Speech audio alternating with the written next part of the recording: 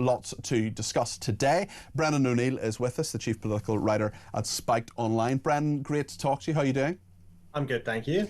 Tell me your thoughts, first of all, on Palestine Action, because we've had this sort of complicated ruling from the High Court, which has said that in a week's time, when a further hearing is called, we may well be in a situation where Palestine Action is no longer deemed a terrorist organisation, a proscribed organisation. We already have the Metropolitan Police saying it's going to focus on gathering evidence rather than making arrests at this time. I mean, that is a very clear indication that for the next week you can basically say and do what you like in regard to Palestine Action. It's highly unlikely you're going to be prosecuted for supporting them. So go out, wear your T-shirt supporting Palestine Action, which I think is a disgraceful organisation which has been up to some really horrible stuff, sabotaging RAF planes, for example, that ongoing action, perhaps a retrial coming when a police officer had a hammer taken to their back, serious damage done in all of that. Brendan, tell us your view on this.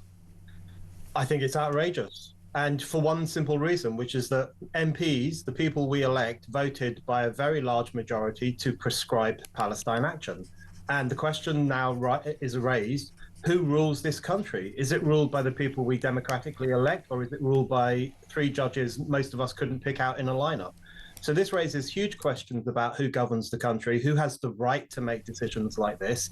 And also, more to the point, I mean, if I may speak frankly, Palestine Action, in my view, are just the scum of the earth. For the reasons that you've just outlined there, they've carried out really shocking acts, or they're suspected of very shocking acts. One thing they're suspected of doing, which no one likes to talk about, is smashing up Jewish-owned businesses in Stamford Hill last year. The police are still investigating that. They haven't made arrests yet, but that is suspected to have been a Palestine Action act as well. This is a deeply unsavory group of the smuggest people in the country, these kind of upper middle class bourgeois activists who mistake hating Israel for having a personality. And the fact that they're going to be back on our streets wailing about Palestine is really just a pain in the neck. And I actually feel sorry for our Jewish citizens who once again will feel unsafe going into the city centre or the town centre because these idiots will be on the street calling Israel the most evil nation in the world. It's really disgusting. Some people would say if you wear a T-shirt saying I support Palestine Action or hold a placard, that shouldn't necessarily mean you go to prison. What do you think of that? Well, you know, the thing is, I am not 100% convinced of the prescription of Palestine Action. I think they're a very unsavory group. I think they completely circumvent democracy because they are incredibly elitist. They have no interest whatsoever in convincing ordinary people or using the mechanisms of persuasion and democracy to make their case because they think they're better than the rest of us and therefore they should get what they want. So I agree that they are an unsavory group, an undemocratic group. They have carried out violent acts.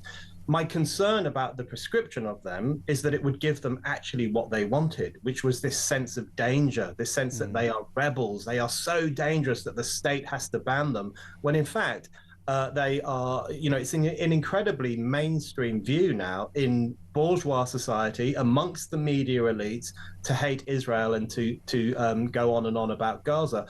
So I was worried about that prescription, but the fact of the matter is that it took place in a democratic way. It was decided upon by our members of parliament, and the only people who should be allowed to change that, if people think that's what needs to happen, is parliament. So this is really shocking now. We have judges who will embolden these people to get back onto our streets and to cause mayhem, especially for Jewish people. So it really is, the whole thing is a complete mess. I expect you've seen this story from Brighton as well, following up what's happened in Bristol, with people going around door to door asking people to boycott Israeli products. We spoke to Heidi Backram about it earlier on. It is a very sinister development.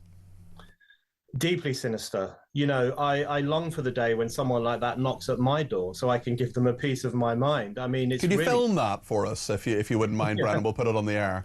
I absolutely would. I mean, it's just depraved behaviour. And I've said this, I'm sure I've said it to you before, but I'm sick of tiptoeing around this issue. Anti-Zionism is anti-Semitism. That's all there is to it. And if you spend your every waking hour dreaming of destroying the world's only Jewish state, all the way from the river to the sea, and if you define your whole political personality by being opposed to the idea of a Jewish nation, a Jewish homeland. And if you go door to door saying to people, will you join us in boycotting the products from this tiny little Jewish state, then I'm sorry, you have a problem with Jews. That's all there is to it. And I think we've got to speak more frankly about all of this in relation to these door-knocking idiots, in relation to Palestine Action, in relation to activists who obsess over this issue more than any other. We have to say, what's your problem with Jews? What's your problem with the Jewish nation? We've got to call that out. Absolutely. Let's talk about a couple of other aspects now. I want to play this clip of what Sir Jim Ratcliffe said. This is very controversial comments of the co-owner of Manchester United. I want to get your reaction to it, Brendan. Let's hear what Sir Jim Ratcliffe said. You can't have an economy with 9 million people on benefits and huge levels of immigrants coming in. I mean, the UK is being colonised. It's costing too much money. It will cause... It's been colonised. It'll cause... Well, yeah. The UK is being colonised by immigrants, really, isn't it? I mean, the population of the UK was 58 million in 2020. Now it's 70 million. That's 12 million people. Let's see what Nigel Farage, the leader of Reform UK, has said in reaction to Jim Ratcliffe's comments. Well, he said that our population has gone up from 58 million to 70 million, and that with 9 million people of working age on benefits, we don't need mass migration. He said much of the country had been colonised by immigrants. Now, that word was a controversial word, and he said, OK, if you don't like the word, we'll tone it down. But just think about this. You ask yourself why public services have diminished. You ask yourself why rents have gone through the roof. The population explosion has done that. And then you look at parts of London, for example, where the road names, the underground signs, aren't just in English, they're in a foreign language as well. 1 million people living in this country don't speak any English at all. 4 million people living in this country barely speak passable English. And that's the point that he was making. And just before we get the view of Brendan O'Neill, let's get one more opinion on this from my TalkSport presenter colleague Simon Jordan. What's your reaction? So let's pare this back a little bit. I think the term of colonisation is probably clumsy. But if you look at the underlying sentiment, put aside the analysis that he's misquoted some figures. Because the population in 2000 was 58 million.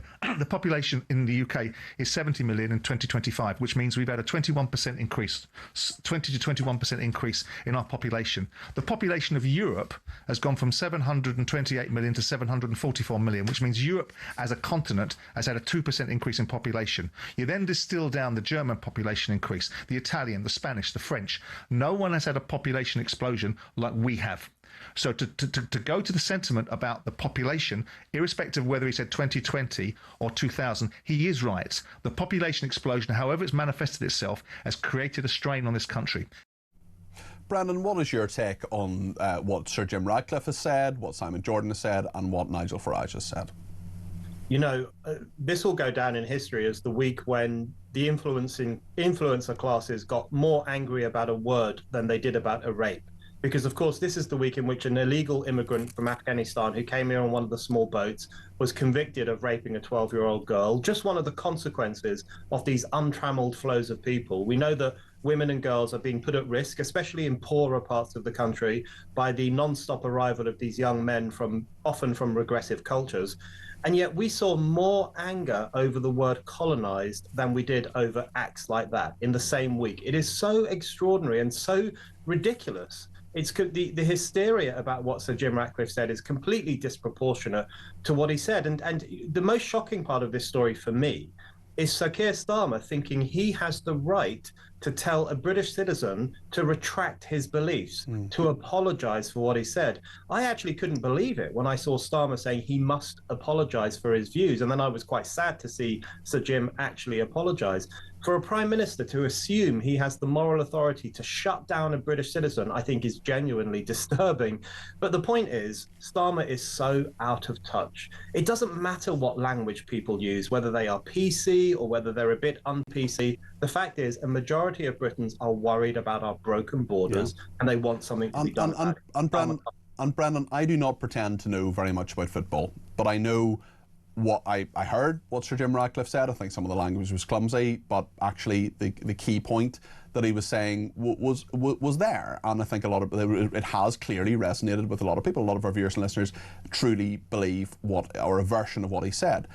I worry and I wonder, where's the media on Pep Guardiola? Where is the media on some of his political opinions, some of the events he attends, some of the things he has said, some of the opinions he has expressed? There is a lot less scrutiny of Pep Guardiola than there has been of Jim Ratcliffe this week, and that, I think, is very telling.